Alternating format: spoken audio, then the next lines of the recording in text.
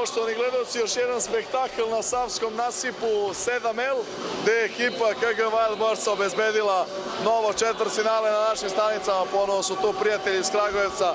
Sa nama čuveni momak iz antologijskog snimka koji je, ja mislim, obišao region na društvenim mrežama. Nikolić đubre jednom, referenca naše kolege doktora Dareta Rnića. Sa nama Uroš Nikolić. Uroše, prvo čestitke na jednoj fantastičnoj partiji.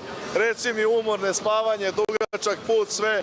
Nije te omelo da pružiš partiju života i da svojoj ekipi obezbediš četvrtfinalu u stvarno jednoj teškoj grupi. Ajde, ukratko utisci o utakmici i o protivniku. Čestitke protivniku na fer i korektnoj igri.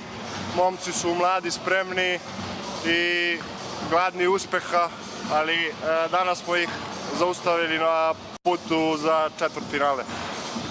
Malo sreće sa naše strane i to je to u suštini. Treba kažem još nešto. Malo o zimskoj stanici, kako ti se čini ovo zima i to?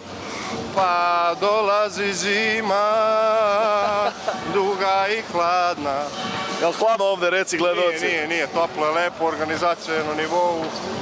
Sve pohvale za organizaciju sudije i za našeg komentatora Mićuna.